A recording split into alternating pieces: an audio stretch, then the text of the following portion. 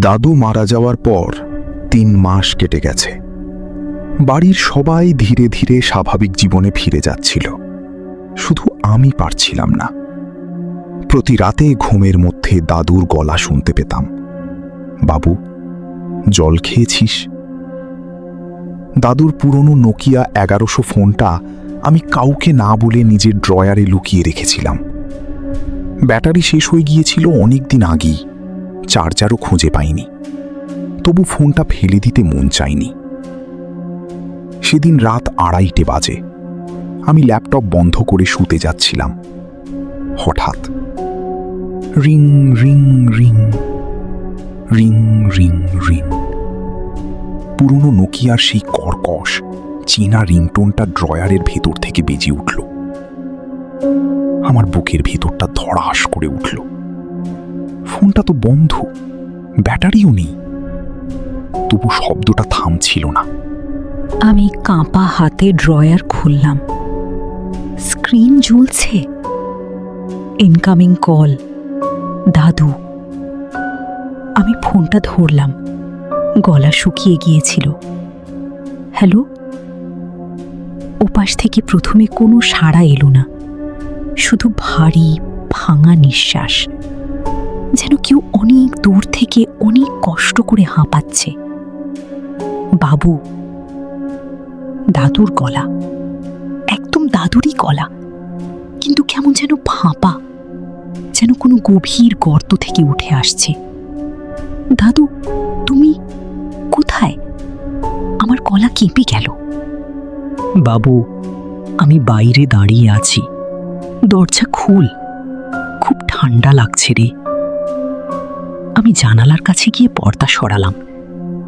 বাইরে উঠোন একদম ফাঁকা, রাস্তার আলোটা জ্বলছে, কিন্তু কোথাও কেউ নেই। দাদু, তুমি তো? বাবু প্লিজ, দরজা খুল, আমি তোর জন্য জল নিয়ে এসেছি। তুই তো রাতে জল না খেলে ঘুমাতে পারিস না। আমার চোখ দিয়ে জল গড়িয়ে পড়ল। দাদু সত্যি সত্যি প্রতি রাতে আমার জন্য জল রেখে যেতেন। আমি ধীর পায়ে দরজার কাছে গেলাম। হাতটা ছিটকিনিতে লাগাতেই ফোনটা আবার বেজে উঠল। দাদু ইজ কলিং।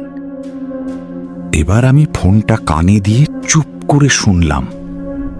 বাবু, খুলিস না। দাদুর গলা এবার একদম অন্যরকম, ভয়ে কাঁপছে, যেন প্রাণপণে চিৎকার করতে চাইছে কিন্তু পারছে না। কি বলছো দাদু? ওটা আমি না, ওটা আমি না রে বাবু, ও আমাকে ধরে রেখেছে। তুই দরজা খুলিস না প্লিজ। বাইরে থেকে আবার সেই গলা ভেসে এলো, এবার দরজা ঠিক বাইরে, খুব কাছ থেকে। বাবু, দরজা খোল, আমি তোর দাদু, খুব ঠান্ডা লাগছে। দরজার হাতলটা নিজে নিজে নড়তে শুরু করলো। খট খট খট। ফোনের ভেতর দাদু কাঁদতে কাঁদতে বললেন, বাবু, আমি মরার পরেও তোকে বাঁচাতে চেয়েছিলাম, কিন্তু ও আমাকে ছাড়ছে না। ও তোর গলা শুনতে পেয়েছি। তুই পালা, এক্ষুনি পালা।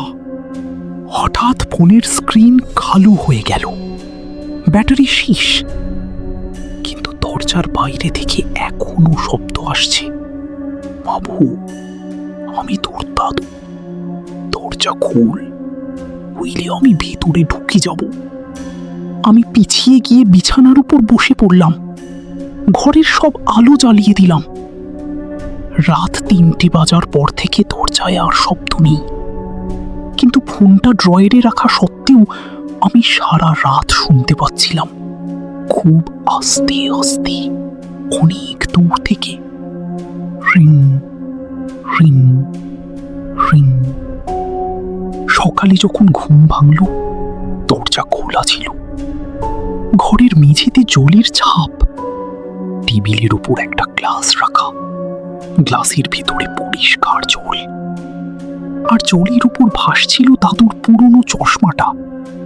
চশমার একটা কাঁচ ভেঙে গেছে, আর চশমার পাশে পড়েছিল একটা ছোট্ট কাগজ। তাতে দাদুর কাঁপা হাতের লেখায় লেখা ছিল, বাবু, আমি আর পারছি পারছি না। ও তোকে নিতে আসবে। ফোনটা ভেঙে ফেলিস দয়া করি। নিচে আর একটা লাইন ছিল, কিন্তু সেটা অন্য কারো হাতের লেখা, অনেক বেশি কালো, অনেক বেশি জোরে লেখা।